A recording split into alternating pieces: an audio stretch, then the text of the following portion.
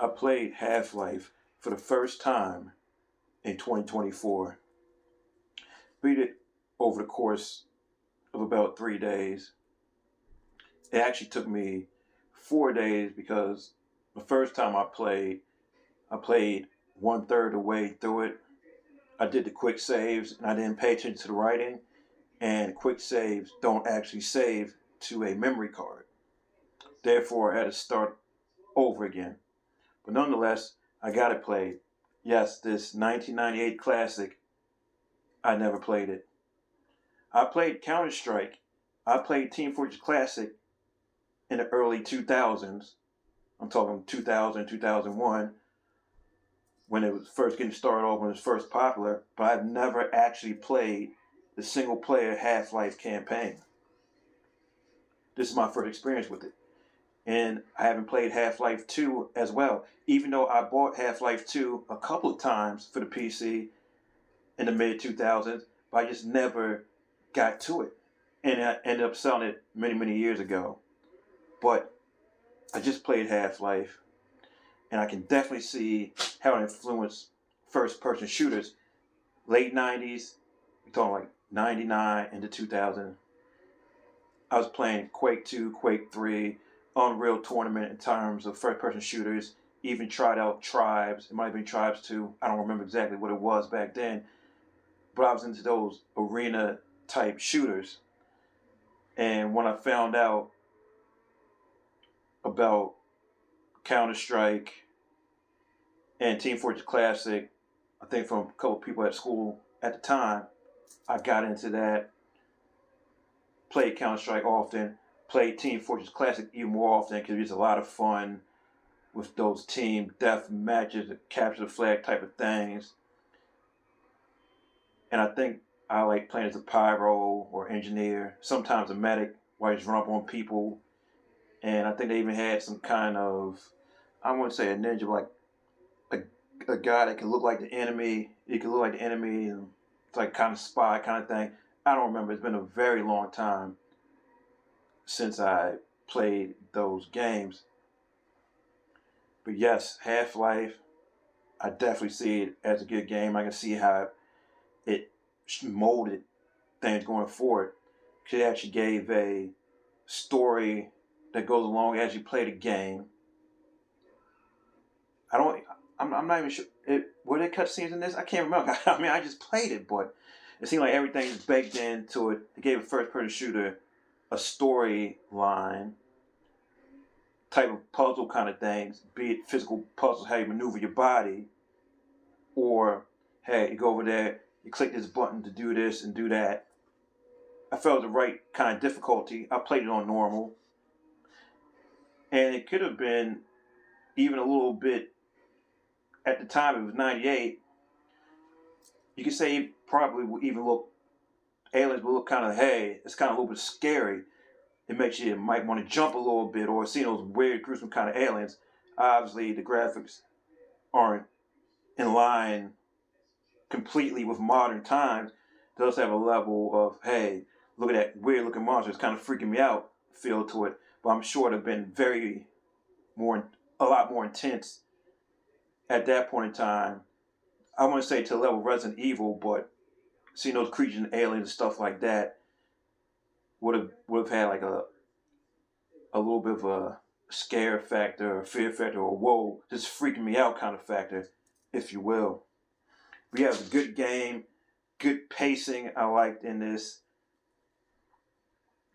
You don't hear anything from Gordon Freeman in this game, but you do get some color from the scientists around you, maybe security guards there, and you can really feel yourself progressing through the game like some sort of adventure. Linear, which is cool, because I mean that's kind of what you want. I felt it was intuitive, and maybe that's because I have experience playing games, a lot of different kind of games at this point, where like, hey, okay, I know to go click that button over there, try that button over here, get over there, get over there. I didn't look up anything for this game. I just played it. I did search a walkthrough to see how long I had to go, but I didn't look at any information. I just looked at the names of the chapters to see how far I was getting, how far I was progressing. That's it. I didn't want to look at anything to solve anything. I didn't want to look at anything to figure out how to defeat anything. I did trial and error, and it didn't take me too long. I made sure I used my weapons as progressed towards aliens, be it the bow and arrow type things, one of the little alien weapons I had as well, and things of that nature. Made sure to lock on lock on a lot of times the weapons, which you can do. I made sure to use the crouching down and moving where it keep me balanced and move slow at certain type of physical type of puzzles. But yeah, I would say it's a good experience. And I can see myself running back through it again just to get that feel. And I can see where comparisons in terms of Red Faction were made to Half-Life. Obviously Half-Life came before it. I believe it was released 98, the end of 98. Red Faction, 2001 time frame, I believe. But it had more dialogue, a little more cutscenes. But I could see where the influence came from. I can see how Half-Life even had influence on the art direction, the art style of a No Man's Sky, even though you could say that's an old school sci-fi kind of look. But when the alien kind of neon, kind of those, I don't even know how I want to describe the colors, but that old school sci-fi kind of feel and effect is present in Half-Life. And No Man's Sky may have taken inspiration from that. Halo probably has a level of inspiration from this. Counter-Strike, well, not Counter-Strike, but you could say, well, maybe Call of Duty picked up certain things about creating stories of first-person shooters. I'm sure they probably got some things in terms of that. But yeah, Half-Life from the good old, you can only play this type of game on PC type of games until essentially the Dreamcast, the Xbox, and then PlayStation 2, and you can move away from playing. You didn't have to have a PC for certain games, be it first-person shooters, simulation type games, and just playing games online, if you will. That was the selling point late 90s into the early 2000s. Hey, you got a PC, you can play these first-person shooters, these sim games, things of that nature,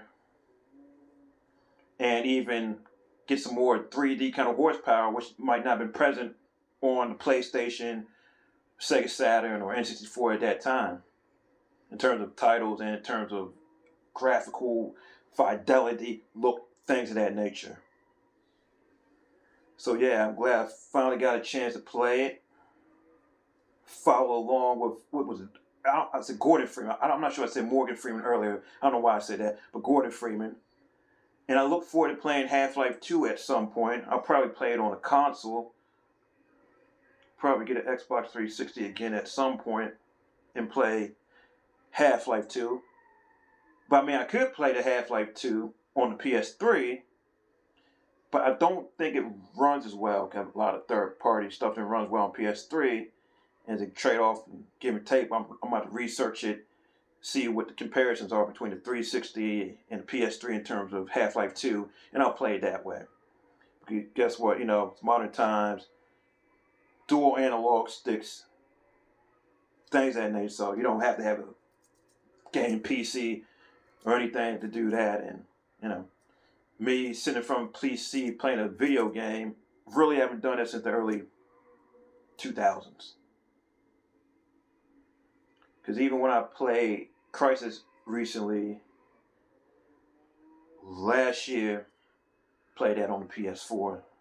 And that was a PC game at that time, mid 2000s or so, that was really supposed to push the limits of the PC. So yeah, I just want to say I enjoyed the game for what it was. Wasn't a whole bunch of dialogue. I'm sure it's more modern time. They probably had a little more dialogue in terms of Half-Life. But it allowed you to solve puzzles. Great, interesting. I won't even classify it as set pieces like you do in the modern day, but as different locales. I enjoyed that rail part, going through the rails and trying to, solve the slight puzzles in terms of that. Performance issue, towards the end where you get to the Zen thing and deal with the aliens. I did run the performance issues. It didn't take away from the game because I was able to figure out how to defeat the little boss areas and get through that fairly quickly, but there was some performance issues. So I wouldn't say anything too challenging in terms of puzzle, but just make sure you have, it's about having control of your movement and your body to navigate as you go along, which is key and important. So yeah, it's a good experience. Glad I had the experience of playing Half-Life. And the fact that they're on PlayStation 2, that's cool because that just signifies, hey, early 2000s, I'm essentially moving away from PC gaming. Let me just relax with a console and a TV. So, yes, finally played it. Played Counter-Strike, Team Fortress Classic back at the time, but did not play this. I look forward to getting into Half-Life 2 at some point. I'm going to look up, like I said, I'm going to look up how it performs on PS3. Even though I want to get another Xbox 360 and play the games I played at that time and some of the ones that I missed out as time progressed. But we'll see about that. So yeah, if you haven't tried out Half-Life, try it out. And you can see how it influenced modern gaming, especially in terms of first-person shooter genre and how you can have a craft a story around a first-person shooter and go on from there, because at that time, it was not something that existed. Now, yeah, okay, well, and why I said, playing the PC with first-person shooter at the selling point, yeah, you could have played Doom, I think even on Super NES, play Quake on the PlayStation, but it just wasn't up to par like the PC. But anyway, that's how I feel about Half-Life. Iceberg Jim out. Deuces.